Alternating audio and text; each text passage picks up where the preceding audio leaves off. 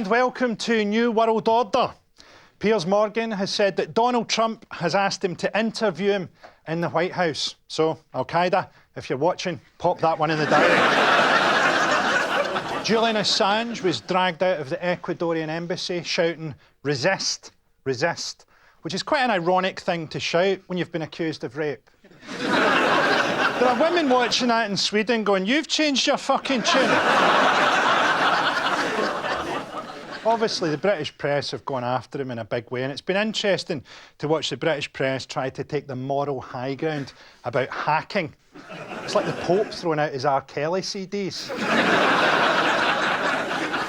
So maybe we should remember what Wikileaks actually did. Wikileaks published information from Chelsea Manning, who's a genuine hero, about American war crimes, including footage of an American helicopter killing 2 journalists. Julian Assange was nominated for a Nobel Peace Prize and also got £250 from You've Been Framed. So maybe we should understand him as a guy who's done a lot of terrible, a lot of shitty things, no doubt, and has also done one brilliant thing, a bit like Ricky Gervais.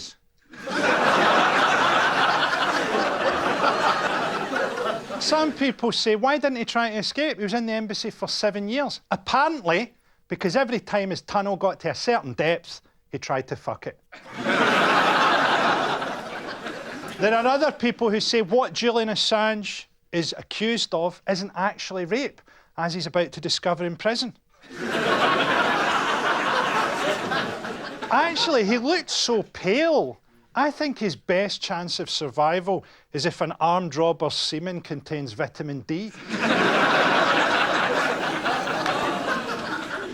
In Germany, their Europe minister described Brexit as a big shit show, not knowing that that is, in fact, something I'm pitching to replace Michael McIntyre on a Saturday night.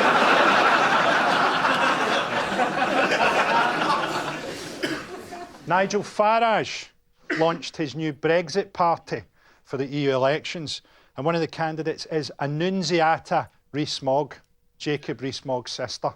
Annunziata, a spell Harry Potter would say to deport the Windrush generation. The Lib Dems are also gearing up for the EU elections, led by Vince Cable, who's been putting up a spirited opposition to death. The British tabloids are getting ready for the birth of Meghan Markle's first baby. It won't be the first multiracial royal baby, but it will be the first one that's a mix between 2 human races. In Israel, Benjamin Netanyahu was re-elected. I always think that Benjamin Netanyahu looks like the star of a 5-part docudrama about a game show host who's accused of necrophilia. Say what you like about him, say what you like about Netanyahu. I think that his re-election will reduce the number of Palestinians who hate Israel, admittedly, by reducing the number of Palestinians. OK, let's go on with the show. Joining me tonight to discuss the week's big topics are Sara, Pascoe, Miles, Jupp and Kiri, Pritchard-McLean.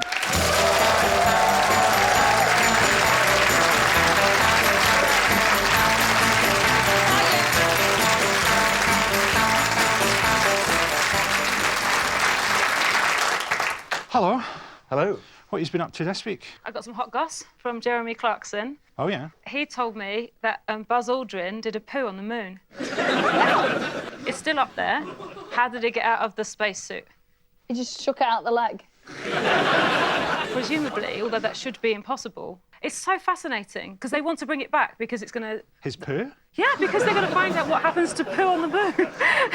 Is this gossip or a riddle, though? It's a bit of both, that's why it's amazing. One giant shit for mankind. First up, at last we are finally approaching the end of the first stage of the preliminary phase of the opening chapter of Part 1 of Brexit. The trick with Brexit now is to focus on the potential. I'll try to explain. Imagine you've spent a fortune on a rusty old classic car, so much that the bank's angry and your partner's even thrown you out. But you can see the potential. You look at this glorious wreck and think, if I can just get the engine started, if I can just get that engine started, I'll be able to shut the garage door and suffocate myself. Britain is slowly starting to face up to its true status in the world as a sort of tramp's liver that the European body is rejecting. One thing's for sure, our government will have fucked up what to stockpile. It'll be like when you send an idiot to do the big shop and they come back with nothing but Bonjela and Veruca socks. And Labour aren't helping, are they? I mean, Labour's Brexit policies are so vague and so general because they're just trying to be everything to everybody. When I hear Labour talk about Brexit, it's sort of like astrology or something. I always think astrology would be better if it was incredibly specific. Aries, stop looking for your sibling, Graham. She's dead. Joining us to discuss Brexit, please welcome journalist and economist Grace Blakeley.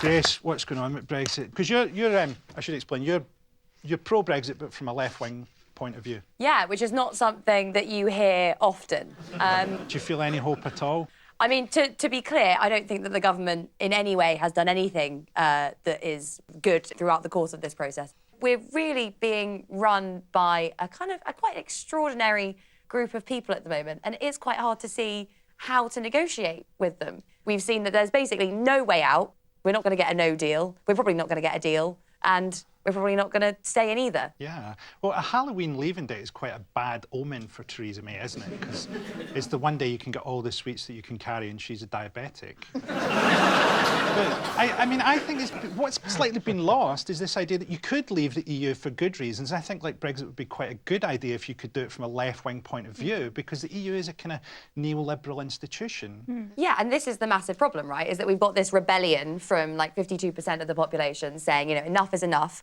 And because there's not been any left-wing perspective on this, it's all been basically saying those 52% of the country are all racist and there's absolutely no way to get out of this other than to just kind of 48% versus the 52%, towns versus cities, open versus closed. And that's creating the kind of problems that we're seeing today. Whereas actually there are good reasons to want to leave the EU. Firstly, it's an extremely free market institution, so you're not allowed to do things like limit money that moves around the EU.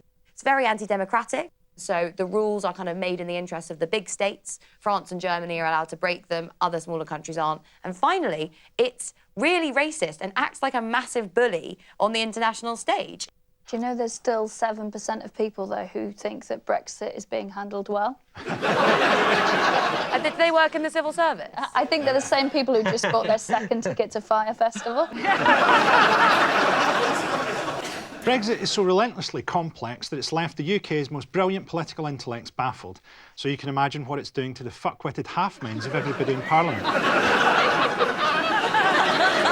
I forgot, I have a theory that Theresa May is actually stringing this out because she's a drugs mule. And she's taken drugs between London and Brussels. And that would explain her dancing if she has a condom filled with heroin between her arse cheeks. She's holding it. Oh, I thought you meant it burst inside her, and she's like... I don't see anything wrong with that theory. Certainly don't think it'll get you in any trouble. I reckon she's just playing the very, very long game, and she said to the Remainers sort of 2.5 years ago, I'm going to get a lot of abuse, but I will take this, and I will stop it happening. What I'm going to do, and I think I've got this in the locker, I'm going to pretend to be staggeringly incompetent.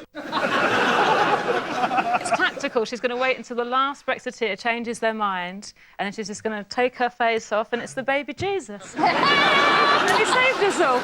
It's a really horrible picture of the baby Jesus. It's great. And also, we wouldn't instantly recognise that it was the baby Jesus, wouldn't we? We'd just think, oh, that's a baby. That'd be a further reveal, the Jesus bit. A star would appear in the sky, and then you'd know. And then everyone would go, I thought they were white. And then we're like, we can't get into that. If Brexit has taught us anything, it's that Brexit hasn't taught us anything. Even Theresa May's own cabinet can't figure out what the hell she's planning, leaving Newsnight's Nick Watt to give his honest report on how exasperated they are. I said to one cabinet minister, why is the Prime Minister holding a vote when she's pretty sure that she's going to lose? And using very strong language, this cabinet minister said to me, fuck knows, I'm past caring, it's like the living dead in here. Oh, God. This cabinet minister then went on to say, Theresa May is the sole architect of this mess. It is her inability to engage in the most basic human interactions that brought us here. Cabinet has totally broken down. Ministers say their bit. She gives nothing away. One side thinks X will happen, the other side think Y will happen, and the Prime Minister decides on Z. Looking good. That bit where he said the F word, he was so excited, wasn't he? He was, you know, like when you're in school and you're reading Enid Blyton out loud and you're like, I'm going to get so funny in a minute. I think next time I go on, I might just run my mouth. Drop a C-bomb. Yeah. Say good evening, C-bombs. Mic drop. Well, seeing as he's just reporting speech from an anonymous source, he could just do all kinds of off-colour material. Yeah. I can't tell you what the joke was the minister said, but it finished with, you only wear a condom if you're going to let them live. Now, I happen to know that's a joke that Andrea Leadsom tells. Since Brexit, Home Office statistics have shown a spike in hate crimes across the UK. Here's some emboldened racists candidly explaining their views. When they first started coming over here, like the odd one here and there, it weren't a problem. And then all of a sudden, now as English people, we are the minority where we live. You know, and that ain't right. What kind of thing do you say to people you believe are immigrants? What are you looking at, you black? So straight up a racist comment. Yeah, there's no getting out of it, yeah? I'm not racist. I'm not like... You're not racist? No. Listen, hear me out. I've got Muslim friends, I've got coloured friends and all this, yeah? I am racist towards the immigrants, yeah? They're immigrants, yeah? For the simple fact is what they're doing to our country, yeah? Have you guys ever taken the law into your own hands? Yeah, I have. We're smashing out of them. That's the only defence we've got. For someone who'd covered every other part of his face, he had incredibly distinctive ears. Yeah. I think that could be Prince Charles, William and Harry. When you look closely. I think it's important to recognise that these people are angry without ever legitimising what they're angry about or the way that they're doing it. You shouldn't be angry at immigrants. That's completely irrational to be angry at people who are just as powerless as you. You should be angry at the people that are actually responsible for this, which is the bankers, the chief executives, and all the politicians that are supporting them. But to be honest, no one seems to be saying that, and Labour doesn't seem to be saying that either. Do you know what I mean? So they're kind of like against free movement. I mean, I know that they haven't necessarily done a good job, but from my reading, they're trying to actually build a consensus that the real divide in the UK isn't between the 48% and the 52%, it's between the 99% and the 1%, and building that coalition that actually says we need a new government to be able to manage this process. Yeah, it's really strange because, like, it feels like it's just drifting rightwards, this argument. Like, years ago, people would be like, oh, I'm not racist, but I find it sometimes when the call centres phone me, I can't understand what they're saying, which is like, oh, I can see that. And now it's like, I'm not racist, but I just batter Polish people on the weekend. And be like, well, that sounds legit. And it's really hard because, like, where I'm from in North Wales is really rural. It's very, very white. And, like, trying to explain it to my parents as well, who don't see any representation unless it's what they see on the television, and they think they're right to be scared. And I remember that, at the end of our drive, a bungalow came up for sale, and my mum was really scared that Muslims would move in because she'd heard about them on the news, and she's like, I don't know what to do. What if people live there? And like, what if Muslims move there? I was like, it will be fine. And then some Scousers moved in, and they kept their Christmas lights up all year, and she was fuming about that. And I was like, well, if Muslims lived there, wouldn't be an issue, would it? With May announcing her intention to stand down, it's time to start worrying about who will replace her. The BBC recently doorstepped a freakish-looking Michael Gove getting in shape for the top job. Senior ministers still urging MPs to back the Prime Minister's Brexit deal after she promised to pay the ultimate price in return for their support. He looks like he's been mugged by someone who's stolen all his clothes. I don't think he looks that bad. I honestly don't. I worry this is why great people don't get into politics, because the things that come along with it, you have no privacy. You criticise someone for being very, very bad at their job, or... He is very bad at his job. Yeah, thank you. He's terrible at his job. I sort of appreciate that he wore a second pair of shorts so he didn't have a ball drop out on Sky News. That's the sort of scrutiny these people are under. If he was a normal person doing a normal job, he could always have a bollock out and no one would say it. So, that's Brexit. Thanks to Grace. Thanks a lot, Grace. Thanks,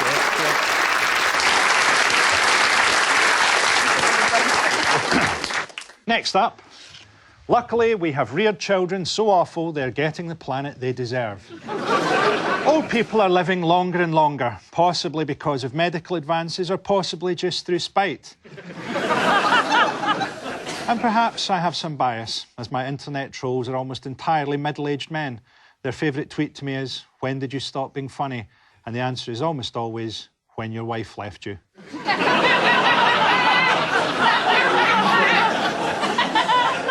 As research for this bit, I watched The Grand Tour the other night, Jeremy Clarkson's The Grand Tour, which I think actually turned me pro-cancer. And I know a lot of people would say, oh, they should cancel that show, they're too old now, but I think as they get older and their motor reflexes start to decay and as cars get faster, this could be heading for an amazing ending. This could be like Final Destination for Richard Hammond's brain. Joining us to discuss the generation gap, please welcome comedian Eshaan Akbar.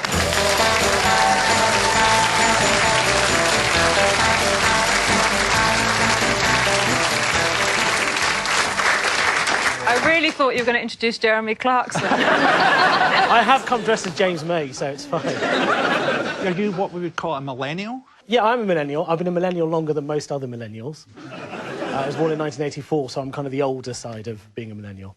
I've got a weird situation because I've got a younger brother who's 10 years younger than me, so there's like a kind of almost a generation between us. But I own my house, and he's never going to, so... Where do you feel you are age-wise now, Miles? What are we? Are we middle-aged now? I mean, I was born in 1979, but I feel, I'll be honest, I feel as if I'm a little bit older than my actual Earth age. I now get, like, for going up for acting jobs or whatever, now they always say, the middle-aged man walks into a room. Why is his bollock out? That wasn't in the script. I'm a millennial. My parents are baby boomers, which means that they think that we're the problem with everything, that we buy expensive coffees and eat avocados, as opposed to realising that they bought all the houses, used all the petrol and ate all the prawns. The fact that I've had to go vegan to try and save the planet because my parents are pigs feels very unfair. A whole new generation of celebrities has emerged online, and with them, disingenuous new methods of advertising. For example, promoting harmless-looking online games that actually involve spending money to try and win prizes. Here's an unsettling panorama interview featuring one disgruntled wee boy who was misled by his excitable YouTube hero. With 8 million subscribers, this hugely popular YouTuber is one of the influencers Matty followed, Morgs. He normally does like quite family-friendly content, just stuff that would appeal to quite a lot of kids. I was scrolling through YouTube one day and he was opening these boxes on the sides and winning amazing things. 3, 2, 1! Like iPhones in boxes that were like £15. Morgs was promoting a mystery brand. There was a box where you could actually win a gaming PC, which are really expensive, like thousands of pounds. He spent his birthday money trying to win the expensive PC. What happened then? I won a key ring and a pot of slime, but it never arrived. But it never arrived. Never arrived. I think the only box I want to open is one that has Morgs' head in it. Like the end of 7. But he is, like, he's 17 as well. So, like, if we're going to be kind of soft towards young people, like he himself, does he have the full responsibility of the effect that will have? And also, like, I feel really sorry for that kid because he's stupid. He believes the world is like that. You can get $6.99 and if you're lucky, you'll get this free computer thing. And I just don't think we should be nicer to children if we're not going to be nice to adults. Yeah. That's the world, mate. The slime doesn't arrive. Yeah. It's awful. So maybe it's better to just learn it. Fundamentally, what are the parents doing? Because, like, birthday money for a start, I never got birthday money. Did any of you get birthday money? Yeah, OK, you're in the minority there. OK. Yeah. So many minorities right now. Oh, Sara, that is so unlike your politics. Oh, my God. What did you get for your birthday? I got, like, 11 plus maths books. Which birthday was that? No, I was given stuff that would help me become something, and now I'm here. I did think got birthday money, but then also I don't understand where he's putting this money to be able to buy stuff online, because at that age, where are you going to get a bank account to be able to do these transactions? You can do little top-up cards. When I was young, I really, really wanted to join the Beano fan club, and I didn't know what a postal order was. This makes me sound really old. So I used to cut the little thing out the back of the Beano and sellotape a 50p piece to it, and then put it in the post box. And I never learned that it just never came.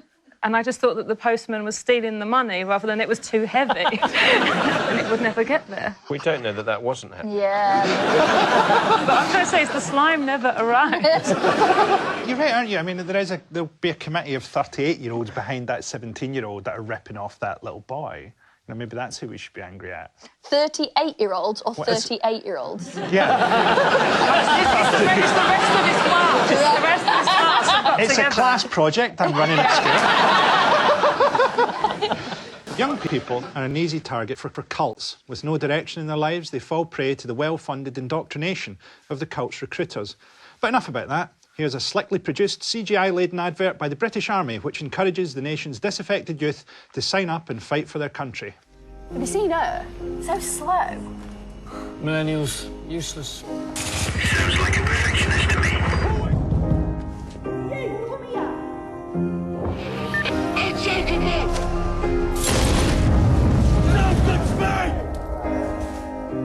Patience. Always welcome.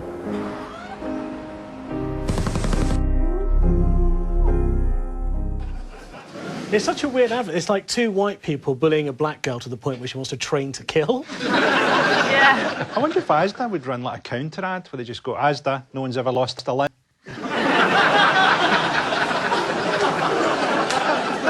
In my school, I remember I found it really bleak that the army would come round a couple of times a year. And because I was in like set 1 and set 2 for everything, I never saw them. But some of the kids who were in my form class who are in sort of sets 8, 7, 6, they would come round and they'd be like, do you want to travel? Do you want a house? Do you want some money? And I remember them coming back really, really buoyed because someone had come in and taken an interest in them and told them they could have this amazing life.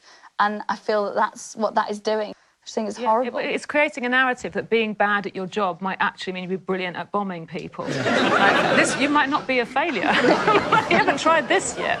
But also, it's the same tactic that's used by ISIS. It's the same kind of thing. They prey on young people, as they did with Shamima Begum, and said, we're going to give you a purpose if the place around you and the people around you, you're not feeling included. So it's just two sides of the same coin. For all its faults, the internet has helped to tackle loneliness. After just a few hours on Twitter, you think, thank fuck I'm alone. In recent years, technology has completely revolutionised the way people bang their groins together. Here's a young man candidly explaining the complex and addictive world of dating apps. Trying to figure out what to wear tonight for this date. First time ever, I'm not going through Grindr.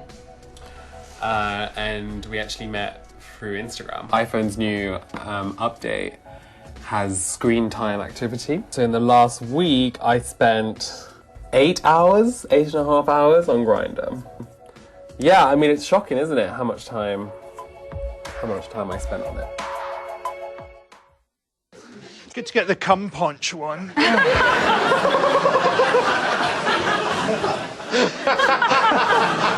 I think that's just merch they send you if you spend 8 hours on Grindr. I mean, I was on Tinder for 1.5 years and got 0 matches. And I swiped every day on everyone. Just by the more probability, I thought that someone would match with me, and then my friend said I should join Muslim Tinder, which is called Minder. And genuinely, to match, you have to swipe east. Yeah, I didn't find any matches there either. Maybe my profile was really bad. But I got no. What was your name on there? Your name? My name. Yeah. Was that the problem? Because there's been a few alerts. There is a thing, though, isn't there? So you hear some reports of this, which is that people start to use dating apps in a way where they're not quite happy with the person they've found. They're not quite perfect. And they go, well, I'll just get another one. I'll just trade them in. And people talk about, they think they've had a good experience with someone. They see them the next day swiping through to find the next person. And soon it's going to get to the stage where they're, like, fucking someone and they've just got their phone on top of their face and they're, like, flicking through with their nose or something. Yeah. Also, if there's a phone on my face and they're swiping their nose, I'm happy because they're on top. So much easier. Are you lazy Lay? Oh, so late. It's because I've got big tits. I'm like, come on, you've got it all. I didn't know that was what it was like to have big tits. Oh. I've done my bit. Yeah. The rest is you. I'm very much the same.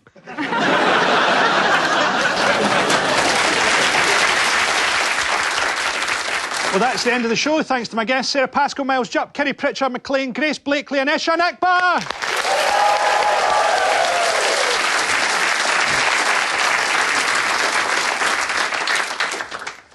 But before I go, I'd like to leave you with this thought. Recently, NASA came under fire after the first all-women spacewalk had to be called off because the International Space Station didn't have enough female spacesuits on board. It's hard to believe that sexism is so ingrained that there was all that equipment and they only had one pink spacesuit. When you look closer at the history of space exploration, you realise that right from the beginning, mankind's quest to conquer space has been fuelled by sexism. On July the 21st, 1969, Neil Armstrong stepped onto the surface of the moon. It was one small step for man, one giant step away from women.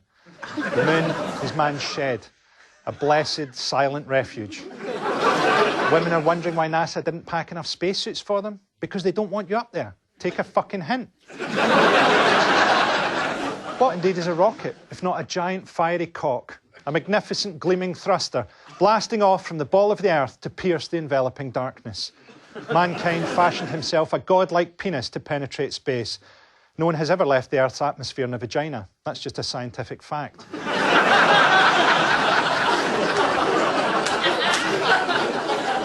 Sometimes, overexcited, the mighty cock rockets explode prematurely in a catastrophic orgasm of death. Who here can honestly say they haven't masturbated to footage of the Challenger disaster? Exactly. Men need to think about whether they should go into space or colonise anywhere else because we're not psychologically well enough to take ourselves into a new relationship with anything. Look at the men who want to go into space. Richard Branson wants to go to Mars. Admittedly, not as badly as I want him to go to Mars. You have to wonder what he's done that he wants to leave Earth. Even Gary Glitter only had to leave Britain. And maybe we should let him. Let him sit up there on his own, looking like a fucking pug. But for the rest of us men, maybe we need to do some work on ourselves till we decide if we've got anything worth sharing. Good night.